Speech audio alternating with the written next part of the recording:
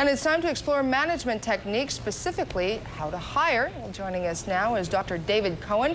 He's a management consultant with Strategic Action Group and author of the book, The Talent Edge. Good morning. Good morning. Pleasure to have you here this morning. And perhaps you can tell us more about top performers within a company. First and foremost, how do they think and how do you choose them to come work within your company to align with your own strategic objectives? To begin with, you have to understand that top performers in every company are going to be different. There's no cookie-cutter approach to defining top performers. Top performers are a combination of two aspects: achieving results, knowing their skills and knowledge, and doing it in a way that is aligned with the corporate culture and the corporate behaviors. Right. So in order to hire your top performers, you have to identify a combination of what is going to be a highly capable person for your firm. And that is a person who has skills, knowledge, and the right behaviors, which means that not every top performer at one firm could ipso facto move to another firm and be a top performer there.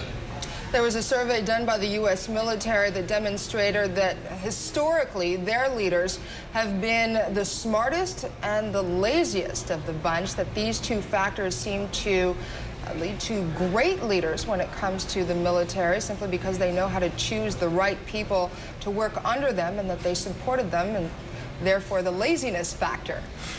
Well, obviously, I really dread not comment on the U.S. military, but the U.S. military obviously has defined their profile as a person who can delegate well. Right. A person who delegates well perhaps appears to be lazy when in fact they're being a good leader by getting others engaged and growing their potential. So perhaps laziness is the wrong definition of the word. Perhaps effective delegation would be a better definition of that word, which is a behavior. That was their word, though, surprisingly enough. Laziness was their word. Now, there must be some core competencies that do work across the board in terms of employees that are trying to develop those leadership skills. There are core competencies that are perhaps defined by title only. For instance, when I ask at conferences or major workshops which companies have clearly defined their values or to develop their culture, invariably something like teamwork or respect will come up, or integrity.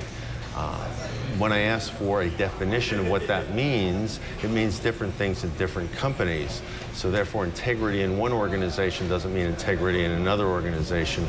So again, while you can say generically speaking, there are certain things such as communication skills, or such as analytical skills in engineering firms, or problem-solving skills in engineering or software development companies. How one goes about doing that could be uniquely different. I was working with one of the dot-coms in San Francisco. Their approach to problem-solving would be very different than the approach to problem-solving at a retailer. For instance, the dot-com company is working in web years of 90 days or less. They think long-term is a week.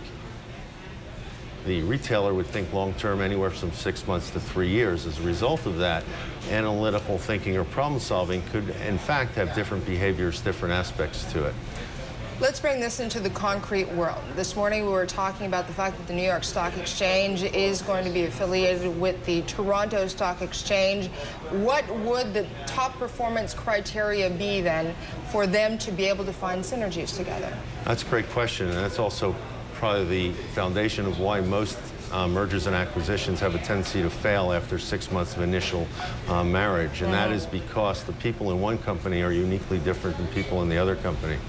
Organizations often forget to, in the due diligence process, to look at corporate culture and fit, because when two organizations come together and one is not a complete buyout and all the employees of one leave, people have to work together. And if they're having different definitions of what it means to be successful, therefore people are in conflict. And when you have conflict, you have crisis. And when you have crisis, people leave, because people will not stay long in an organization where they feel that they're either being treated inappropriately or their manager is treating them inappropriately, even though the organization might be a good organization. Regardless of pay? Regardless of pay to a certain extent. I mean, there's been some really interesting research that say people will stay with a company regardless of pay up to a certain point. It seems that the pressure point, depending on whether you're a Gen Xer or a baby boomer or a Gen Y, seems to be slightly different. Baby boomers seem to have the golden handcuffs, so therefore they're staying on longer and putting up with the abuse, while many of the Gen Xers, and especially Gen Yers, are saying, if you don't treat me right, I'm not going to be there. Absolutely. When does your book come out? August. Excellent. We look forward to it. Thank you so much for coming by. I know you're a busy man. Hopefully you'll come back and give us some more insight. Thank you. Okay. As for us, we are going